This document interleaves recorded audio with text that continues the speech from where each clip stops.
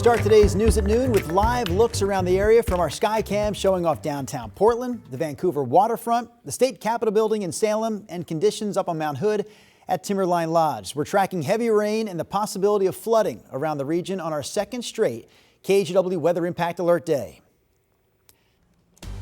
Thanks for joining us. I'm Drew Carney. So the first order of business this afternoon is checking in with Chris McGinnis in the Weather Center. I see the Weather Center. Now I see Chris McGinnis. Stepping in. He's got the latest for us. Try to get those last second details for you. I do have some slight tweaks to our forecast, and I'll get into those in just a minute. But yes, first off to the KGW Weather Impact Alert. Our flood watch remains in effect for everywhere shaded in green here through 4 o'clock on Thursday. Still some time to get through.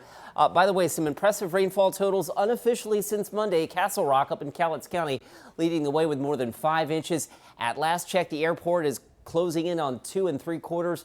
And downtown, we are the official reporting station, of course, for downtown Portland here at KGW. And we've measured 2.62 inches of rain since the rain began very early yesterday morning. All right, rain now.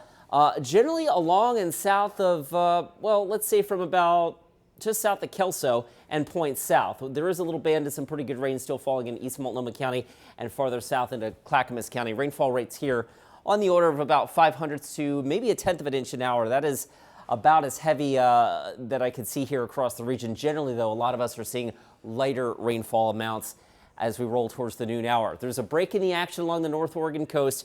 Whether or not that actually gets to Portland or not is still not entirely clear at this point. But with that in mind, our weather impact alert continues for this afternoon for additional rainfall between this afternoon, tonight, and early tomorrow of upwards of 1/2 inch to maybe 1 inch.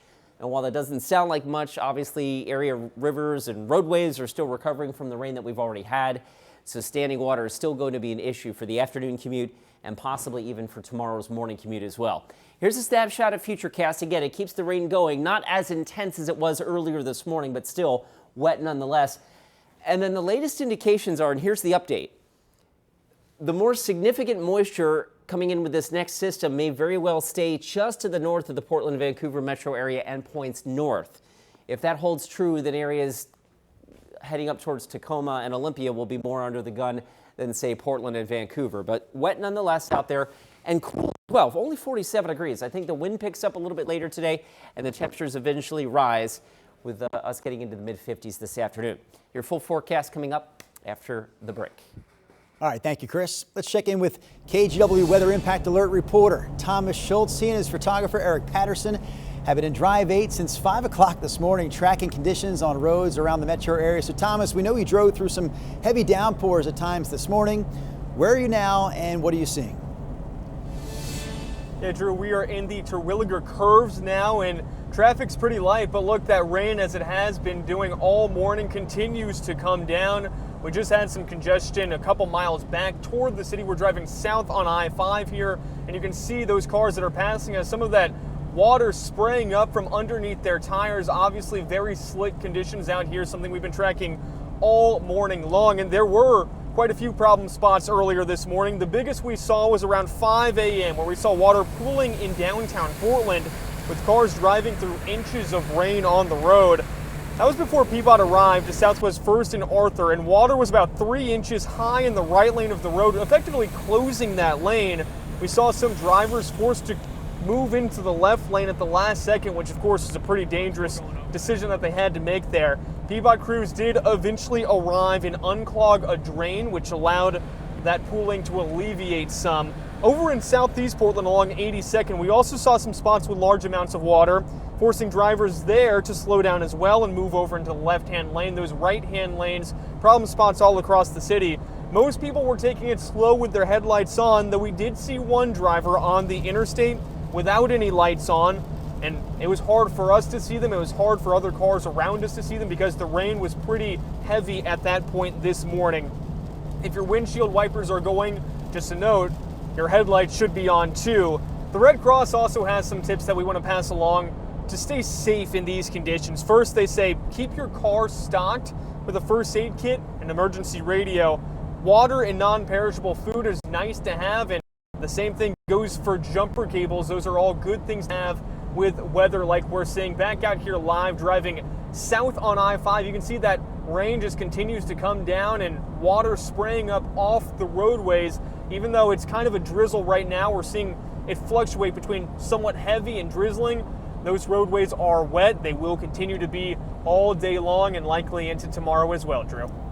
All right, Thomas Schultz there, live for us this afternoon in Drive 8. Now, one trouble spot we found this morning is in West Lynn. That's where a huge tree fell over, leaving hundreds of people in that area without power. KGW's Libby Dowsett is live along Willamette Falls Drive.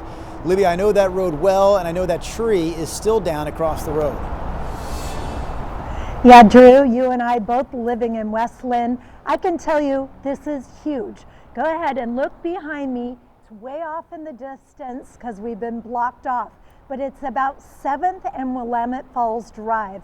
And crews, we can tell you at this point, more than 300 people are still without power at this point, and they say that that will continue late until tonight at the latest estimate. The power lines were brought down by that tree. Ever since 6:18 this morning, signals have been out in the Willamette area of West Lynn. The offices, coffee shops, and restaurants are dark with just a few exceptions. The Family Foot Clinic is one of the only businesses able to serve customers or clients today since its power came back on at about 8:30 this morning. Well, fortunately, he texted me this morning, so I knew. He told me I couldn't, we have to reschedule. And then at about 9 o'clock, he texted me and said, "Oh, our power's on." Well, I guess we're the only ones with the lights on for some reason, and there's a whole street full of people that could be open. Now, arborists and power crews have been coming through here. No word on when the tree is expected to be removed. But again, PGE's website estimates the power should remain off until at least 11 o'clock tonight. That's the latest update on its website. It also says there's another power outage further down the road, a smaller outage, and no estimate on that one yet. Back to you, Drew. All right, Libby Dowsett live for us this afternoon in West Lynn. We have more from Portland General Electric here. PGE says its crews are more than ready to respond to any power outages today, and they're also making preparations for the days ahead.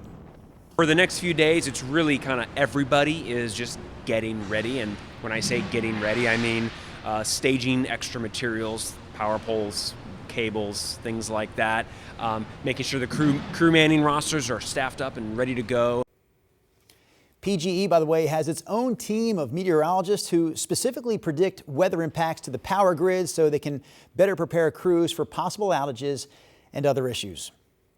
Here's a look right now at the live power outage maps this afternoon. PGE reporting 40 separate outages at this hour, impacting more than 660 customers in the region. There again is the live power outage map from PGE. Now, a minute ago, we saw that huge tree, or at least heard about that huge tree. Libby Dowsett telling us about that tree that fell earlier this morning in West Lynn. And with heavy rain continuing into tomorrow, we could see more trees come down.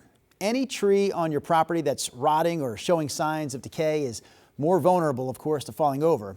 Taller, skinnier trees are also more likely to come down during high wind events. So the next question is, what do you do if one of your trees does fall down? Number one, never touch a tree that may have power lines on it or around it. If you need to hire a tree service removal company, do your research first. That's the best piece of advice. Oregon law requires all tree service companies be licensed with the Oregon Construction Contractors Board. You can check if a company has that certification on the website for the Construction Contractors Board.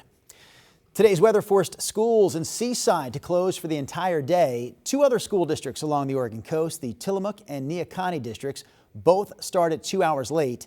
The Castle Rock School District in Washington also started 2 hours late this morning.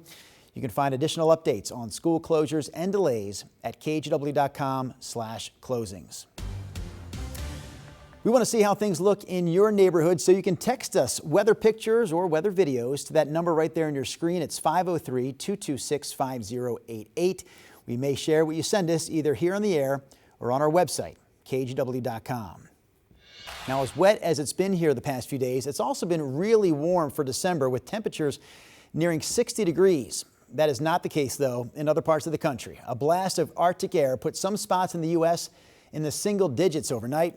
NBC's Aaron McLaughlin brings us more from New York. Well, it is 12 degrees here in Poughkeepsie. Believe it or not, that's up 7 degrees from where we were earlier this morning. We are talking seriously cold temps, and it's all part of an icy blast gripping the Northeast, leaving roads slick and dangerous. City leaders in Boston yesterday outlined their plan to keep residents safe in the months ahead, with 175 pieces of snow clearing equipment in-house and 800 more on standby in the event of a larger storm. Out west, officials in Colorado are sounding the alarm, with dozens of dangerous avalanches reported in recent days, with much of the state sitting in the avalanche danger zone. The brutal weather is contributing to chaos at the airports. Yesterday, more than 6,000 flight delays piling up. All this with less than 2 weeks to go until winter officially kicks off. So make sure you bundle up. Back to you.